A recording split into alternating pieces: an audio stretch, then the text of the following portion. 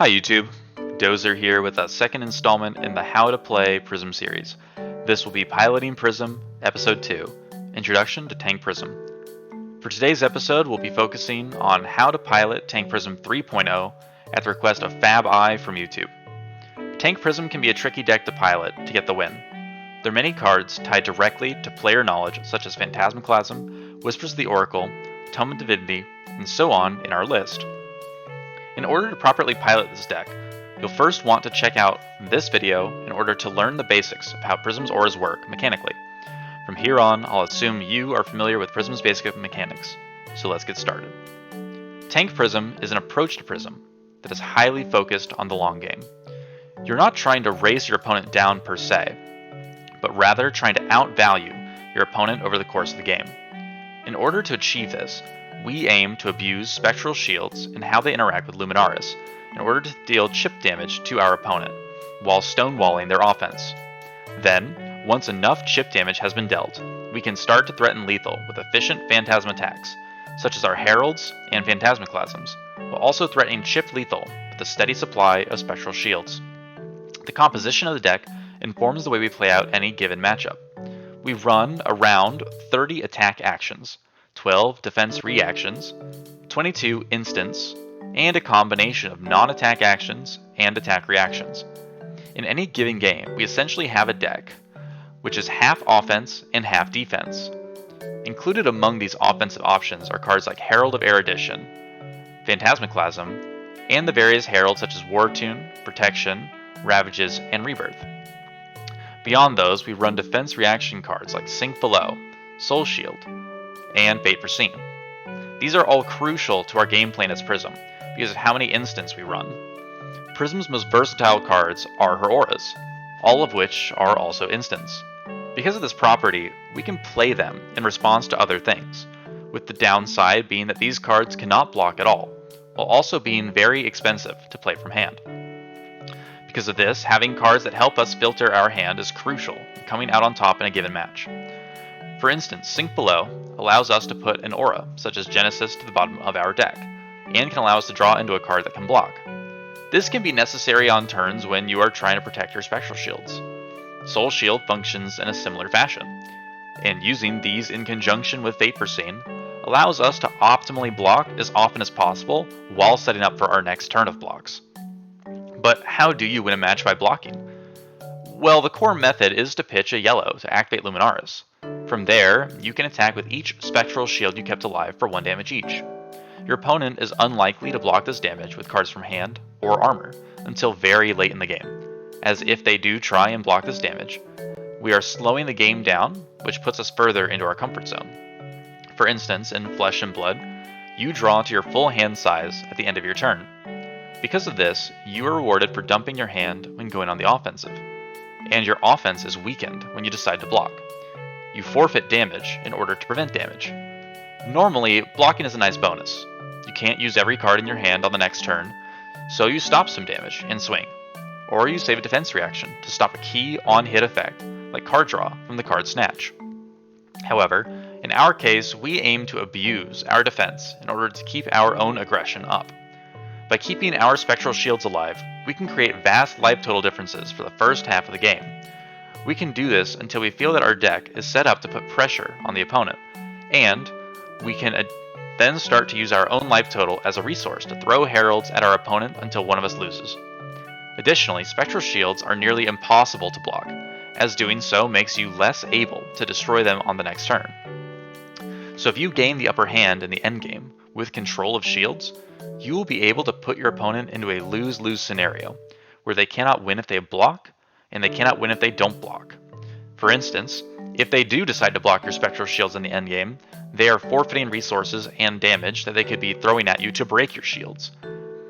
And then if they do try to attack you, and you can prevent the damage while chipping at them, you can reduce their life points to 0, because they won't be able to stop every shield. So now that we've gone over the game plan, how do we assure that we set up this game-winning scenario? The first step is to understand the matchup you're in at the moment. Are you against Chain, Dorinthia, Bravo, Dash, or Rhinar? Maybe you're playing against Azalea or Katsu. Whatever the case, Each hero in class has different tools that you must be aware of in order to come out on top of the victory. For instance, that could be something like Dorinthia's Steelblade Supremacy. That could be Katsu's Ancestral Recall or Empowerment. That could be something like Reinar's Intimidate mechanic or Bravo's Crippling Crush. I highly recommend going to fabdb.net and reading every card in the game to at least get an idea as to what's out there. Not every card is equally played or popular, but even a cursory review of the card pool will help to inform you as to what your opponent is generally able to do. For example, if I'm playing against a Bolton, the game begins during sideboarding. Every choice you make regarding deck composition matters, because we aim to see our entire deck in most matchups. This makes drawing wasted cards extremely punishing for us, so any wasted space is extremely painful. We want to make sure that we know what we need before the match even begins. In the case of Bolton, if you know that he tends to get benefit from you blocking with attack action cards, you might want to make sure that you have your Whispers of the Oracle and your Lunging Press in the deck. This will help you block Bolton's damage so that he can't give Go Again to his cards for free by banishing cards from Soul on these buffed up cards when he charges. If you're playing against Katsu, you're going to want to make sure that you guarantee that you have a lot of Spectral Shields to make sure that his Kodachis are never hitting you for free, allowing him to get those Mask Momentum triggers. You could also keep in mind various other decks, but for the moment, this is just the introduction to Tank Prism. In the next video, we'll be talking about specific matchups, and we'll be having a series going through what each different matchup should be prioritizing for us as far as the main board, sideboard, as well as how certain scenarios can play out, as far as tips and tricks and lines you can take. For now, we'll do some general overview of some key generic cards that we can run into any matchup. The first of these is going to be Fantasmaclasm. This card is an extremely flexible card and allows us to mess with our opponent's hand while also throwing out a large attack. It's a very powerful effect, and the best part about it is that you get to pick what you're shuffling away before they can block. So if your opponent only has 1/6 attack card in their hand, which would normally break the Phantasm, you can put that card to the bottom of their deck and make them draw a new card. This is incredibly useful in all cases because you're then threatening 9 damage while also getting rid of the one easy way they had to deal with it, while also threatening their next turn, because if you notice that they have combo pieces that they're trying to hold, this can be your chance to shuffle away the cards that they would want to block with, like a defense reaction or like a 6 attack, and force them to decide whether or not they want to block with their combo pieces or to take the full damage. Further, we can talk about Sink Below. Sink Below is generally used to put cards that don't block out of our hand on the bottom of the deck to save for later. However, if we're not under much pressure, we don't need to sink. We can block with a Sink Below and choose not to put a card at the bottom of our deck. This can be extremely important when we have the right pitch of cards in our hand already. If we have a Prismatic Shield red and a blue card, plus a yellow with cards in our soul, very often we're happy to block with the Sink Below, take a little bit of damage, and on the next turn, make 4 Spectral Shields and swing for 4. Alternatively, Fate Foreseen allows us to opt the top card of our deck. For Fate Foreseen and Whispers of the Oracle, whenever we decide to opt, we want to make sure that we are setting up our next turn to be as optimal as possible. In the case of Fate Foreseen, this normally synergizes with Sink Below, because if we see that we have another defense reaction on top of our deck, we can then play Sink Below after playing Fate Foreseen in order to draw into that other defense reaction by bottoming one of our no blocks, such as our Genesis or our Tome of Divinity. For Whispers of the Oracle, you want to take a more proactive approach, generally. If you have the opportunity to play Whispers of the Oracle, instead of blocking or pitching it, then you are in a very good position because you have a free card that you're getting to use. Or you didn't have to block everything on your last turn and you kept Whispers of the Oracle to set up your blocks for next turn. In either case, you want to make sure that when you're opting, you're not only keeping in mind the block value of the cards on top of the deck, but also their pitch values, whether or not they're light cards, and what is in the pitch order of your deck. If you're in the late game and you activate Whispers of the Oracle, You can make sure that you dig 3 cards deeper in your deck to make your Tomes of Divinity closer together, so you can chain a large Tome of Divinity turn.